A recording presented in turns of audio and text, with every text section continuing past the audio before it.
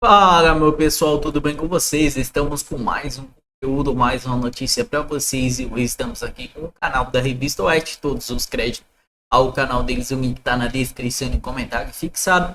Você aí que apoia o nosso canal, deixe o seu like, se inscreva no nosso canal e não se esqueçam de ativar o sininho de notificações para você ser notificado de todos os nossos vídeos. É muito importante também o seu comentário, a sua opinião, que ajuda os nossos vídeos a engajarem e chegarem para mais pessoas. Deixa um bom dia, boa tarde, um oi também, que ajuda. E sem muitas enrolações, vamos por vídeos. Bom, tá dando a lógica, né? Governo muito mal. Mais uma vez o governo que não toma conta de ajudar os estados e municípios no combate a facções criminosas.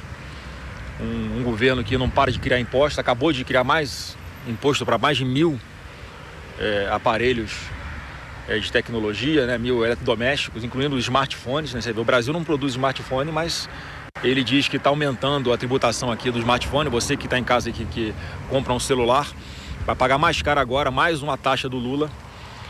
Ele alegando que está protegendo. Tá, então, a resposta do senador Flávio Bolsonaro. A pesquisa de hoje, Marcília? Deu a lógica, né? Como ele disse. Bom, claro, pesquisa a gente sempre tem que ter um pé atrás, como foi dito aqui por todos. Agora, aliás, eu fico curioso, né? Foram ouvidas 4.986 pessoas, por que não 5.000? Qual é a lógica desse número quebrado? O fato é que, enfim, dando por premissa a pesquisa ser correta, estou trabalhando com essa hipótese, né? Ela foi uma pesquisa que foi feita de 19 a 24 de fevereiro, portanto, muito recente, né? E o que me chama a atenção, no primeiro turno, o Flávio, ele agora então aparece com 46,3% e tinha em janeiro 44,9%. E o Lula, 46,2% e tinha em janeiro 49,2%. Ou seja, em um mês, muito pouco tempo, o Flávio subiu 3 pontos percentuais. Aliás, desculpa, o Flávio subiu 1 ponto percentual e o Lula caiu 3 pontos percentuais. Então, essa proporção em um mês é que me chama a atenção. Ou seja, o Flávio está crescendo muito rápido e isso vai ser uma tendência daqui para frente.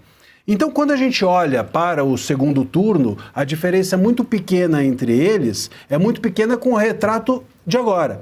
Mas, se isso continuar acontecendo, o Lula caindo 3 pontos e o Flávio subindo 1, que seja, bom, isso vai, sem dúvida, aumentar também a proporção da votação favorável ao Flávio no segundo turno. No segundo turno, o que a pesquisa mostra é 46,3 a 46,2 favorecendo o Flávio. Mas a gente tem votos brancos nulos e não sabe, que é a pessoa que não sabe o que fazer com o seu voto, nós temos aqui 7,5%. É muita gente. É muita gente ainda sem saber em quem votar. E aí, a gente precisa lembrar o seguinte, o cara que vota no Lula, ele já sabe que vai votar no Lula. Não tem como alguém dizer assim, eu não sei quem é o Lula, eu não conheço o Lula, não conheço ainda as plataformas do Lula. Todo mundo já está careca de saber o que o Lula faz e não faz pelo país. Então, esses 7,5% me parecem ser pessoas que tendem a votar no Flávio Bolsonaro e não no Lula. Porque quem sabe ou quem está em dúvida vai acabar votando no Flávio. Porque o voto do Lula já é um voto ideológico, de uma pessoa que tem certeza há 20 anos que deve votar no Lula e assim seguirá. Portanto, é muito voto ainda, a meu ver, para... O Lula vai cair, isso é uma tendência, ele sangrar até o fim do governo, porque está péssimo o governo dele é horrível. E a tendência do Flávio é se fazer conhecer. E quanto mais ele se faz conhecer, mais ele cresce nas pesquisas. Essa tem sido a tendência, vai, como a Ana disse, construindo pontes, vai estruturando a sua candidatura, vai robustecendo, inclusive, a sua candidatura. O Tarcísio o apoiou, a gente teve a integração do Rogério Marinho também na coordenação da campanha. Ele vai criando essas pontes, a tendência é que cresça e dispute esses 7,5%. Se esse 7,5% for para o Flávio, ele ganha de lavada no segundo turno.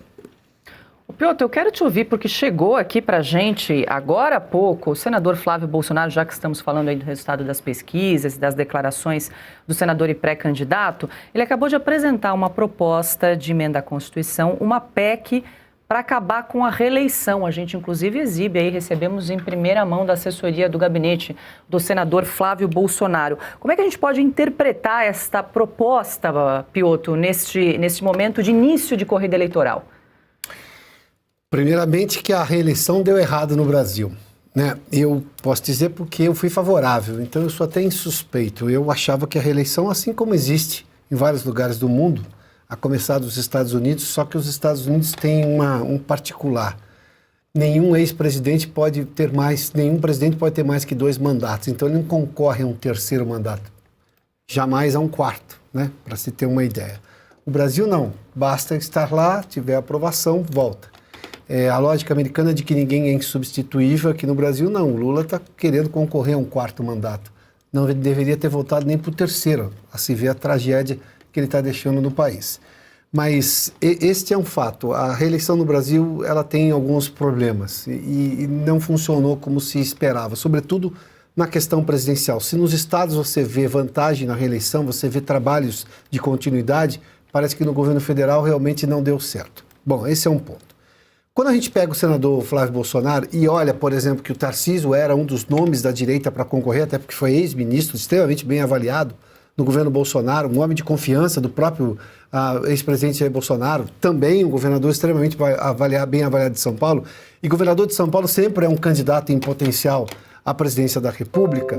Quando o senador Flávio Bolsonaro aponta para isso, primeiro ele consegue trazer um discurso favorável a ele, dizendo, olha, a reeleição tem seus problemas, basta ver o que o Lula causou a Dilma Rousseff e eu não quero ser protagonista disso, então vamos fazer um mandato só e nesse mandato a vida segue depois. Ao mesmo tempo, como o governador Tarcísio de Freitas acabou saindo dessa corrida presidencial e foi exatamente quando o ex-presidente Jair Bolsonaro escolheu o Flávio Bolsonaro, o senador Flávio Bolsonaro como seu candidato, o Tarcísio teria mais um mandato como governador de São Paulo.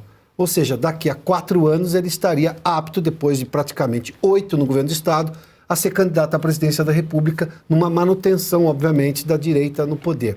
Ou seja, são várias leituras, mas são 2 pontos principais. Primeiro, ele atrai um discurso favorável em relação a não ter reeleição para presidente da República, porque a reeleição para presidente no Brasil trouxe vários problemas, a começar das mais recentes do Lula e da própria Dilma Rousseff, e também, em algum momento, sinaliza para um aliado poderoso, que é o governador de São Paulo, daqui a 4 anos, tem candidatura livre, ou seja, completando seus 8 anos como governador de São Paulo, numa eventualidade dele querer se candidatar.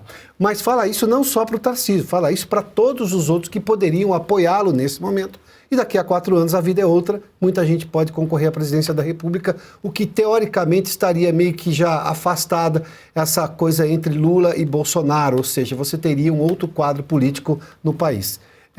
É um movimento estratégico, um movimento importante, com um potencial muito positivo, de trazer imagem positiva para essas plataformas que, claro, o Flávio Bolsonaro agora, como senador e pré-candidato, vai cada vez mais ser inquirido sobre vários assuntos polêmicos, entre os quais a reeleição. Ele já se antecipou nessa corrida. Diga, Caute, para fechar. Não, só relembrando que se a gente pegasse os dados de 4 anos atrás, fevereiro de 2022, corrida eleitoral Lula-Bolsonaro, as pesquisas davam Lula 10, 15 pontos acima do Bolsonaro, acabou que a distância foi mínima em outubro de 22, ou seja, se a gente faz a devida proporção, fevereiro de 22, fevereiro de 2026, com esse impasse, esse empate, aliás, essa vantagem no Flávio Bolsonaro, claramente temos uma vantagem ainda maior potencial que poderia aparecer ao longo desse ano. Mas além disso, essa aqui é a prova de que Flávio Bolsonaro não quer uma dinastia no Brasil, mas quer simplesmente uma dialética normal e uma normal gestão no poder e uma possibilidade de deixar o cargo após 4 anos para outro candidato, que no caso com certeza seria Tarcísio. Até uma forma de deixar o ambiente mais sereno, mais tranquilo e conseguir aí sim de forma eficaz os votos do centro. Bom, 18 horas 48 minutos, pausa rápida no... Fala pessoal, estamos aqui no Conexão Política, o site que traz a verdade ao povo. Fraude bilionária. Ex-dirigente do INSS fecha delação e citam Lulinha e políticos apontam reportagens. Vigílio Oliveira, filho de André Fidelis, estão presos a aceitar um acordo. PF aponta repasse de 15,3 milhões e aumenta patrimônio de 18,3 milhões. Dois ex-integrantes do alto escalão do INSS avançam em negociações de delação premiada no âmbito da operação sem desconto, que apura descontos ilegais em aposentadorias. As informações foram publicadas pelo portal Metrópolis. Segundo a apuração, o ex-procurador do INSS, Vigílio Antônio Ribeiro de Oliveira Filho, e o ex-diretor de benefícios, André Fidelis, menciona o filho mais velho do presidente Luiz Inácio Lula da Silva do PT, Fábio Luiz Lula da Silva, e relatam a participação de agentes políticos no esquema da investigado.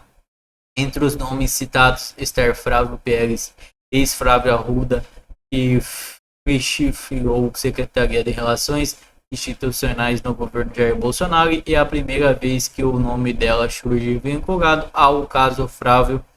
E Flávia é casada com o economista Augusto Lima e CEO do Banco Master e sócio do empresário Daniel Vocalava. Vigílio Fidelis estão presos desde 13 de novembro. A Polícia Federal atribuiu ao ex-procurador o recebimento de 11,9 milhões provenientes de empresas ligadas a entidades que promoviam descontos associativos nas aposentadorias. Desse total, 7,5 milhões teriam origem em empresas de Antônio Carlos Camilo Antunes, conhecido como Careca do INSS. O repasse, segundo investigadores, foram direcionados a empresas contas bancárias de medida. Thaís Hoffmann, Jones, esposa de Vigílio. A PF também registrou aumento do patrimônio de 18,3 milhões em nome do ex-procurador. Entre as aquisições identificadas estão o apartamento de 5,3 milhões em Curitiba, comprando após o início das investigações, e a reserva de uma unidade avaliada em 28 milhões de Senator Wayne, em Bernal e Camboriú. Fidelis, que comandou o diretório da Benefício entre 2023 e 2024, teria recebido 3,4 milhões em propina no período, conforme aponta pela investigação. Ele é acusado de autorizar acordos de cooperação técnica que viabilizam descontos automáticos em folha. De acordo com o relator do CPI do INSS, deputado Alfredo Gaspar União, Fidelis foi o diretor que mais concedeu acordos de cooperação técnica da história a Antaquian durante sua gestão. 14 entidades foram habilitadas em descontos, foram 1,6 bilhão. O empresário Antônio Carlos Camilo Antunes também prepara a proposta de colaboração. A movimentação ocorreu após familiares dele se tornarem alvo da investigação, entre ele e o filho Romeu Carvalho Antunes e a esposa Tânia Carvalho de Santos. Esse foi o vídeo, muito obrigado a todos, até o próximo.